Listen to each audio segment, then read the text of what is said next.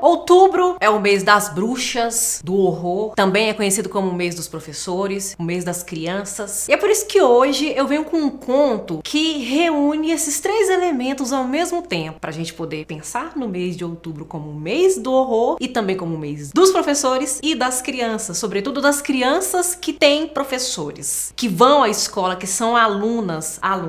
O conto do qual vou falar hoje é Morte na Sala de Aula, do ano de 1841, publicado nesse ano, do escritor estadunidense Walt Whitman. O Walt Whitman ficou muito mais conhecido, sobretudo a partir do século XX, no modernismo, porque ele é o inventor, ele é considerado o criador do verso livre na poesia e pelo seu célebre, importantíssimo livro de poemas, As Folhas da Relva. Mas, para quem não sabe, eu também me surpreendi quando eu soube dessa informação, o Whitman também foi contista e foi professor.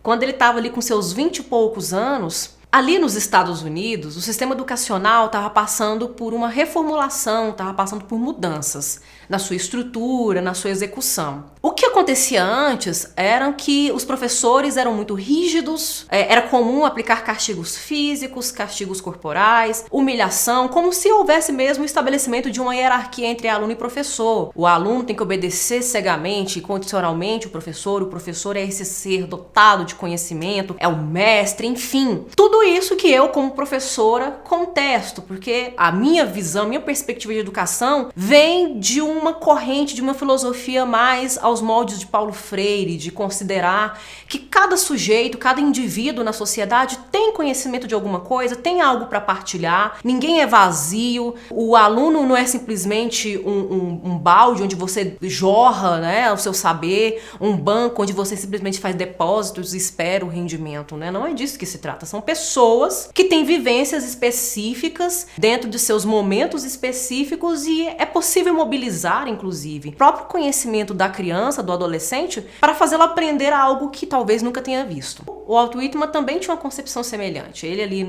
por volta dos seus 20 e poucos anos, como eu tinha falado, acreditava numa educação mais humanizada, mais sensibilizada, né? No professor, na figura do professor, da professora mais humano, mais humana, que tivesse mais escuta, né? Que resolvesse as coisas na base do diálogo, enfim. Ele faz uma crítica, inclusive, nesse conto, a esse sistema de castigos. O professor Lugari, que é o nome dele, é extremamente severo, rígido, aplica castigos físicos em seus alunos e, inclusive, parece se comprazer muito com isso, né? Fica muito satisfeito quando tem a oportunidade de humilhar o aluno, de diminuir o aluno, de castigar fisicamente esse aluno. E isso tudo é muito maravilhoso. Toda essa reflexão é muito importante dentro do conto do Walt Whitman, né? De fato, a educação ela vem para transformar a pessoa em algo melhor e não em algo pior, muito menos por meio da violência. Ele faz, inclusive, alguns parênteses no conto para fazer comentários, observações acerca do que ele pensa, né, de educação, do que ele pensa do profissional da educação, do profissional que trabalha na escola. Mas em alguns momentos ele acaba descambando para um tom mais melodramático, né? Fica muito exagerado, é muito trágico o conto. É tudo muito bom, né? A discussão muito importante, uma discussão muito urgente, mas em alguns momentos há um certo maniqueísmo, como se a figura do professor fosse muito maldita, muito maquiavélica, né? Muito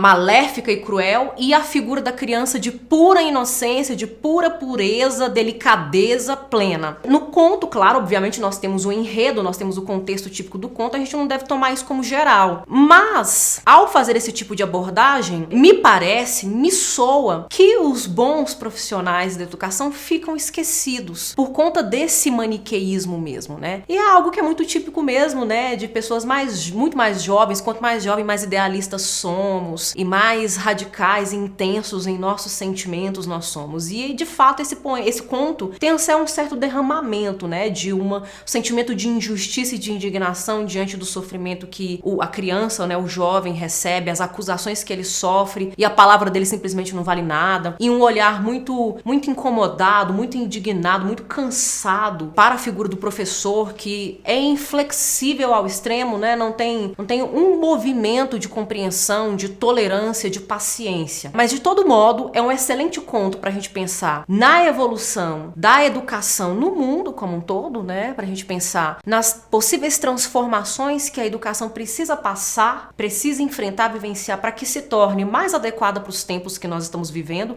porque uma coisa é certa, os tempos mudam, e se os tempos mudam, os valores e as necessidades também passam por rupturas, passam por mudanças, e essas estruturas precisam se adequar às necessidades do sujeito, do indivíduo, das pessoas de seu tempo. Então, essa reflexão é maravilhosa.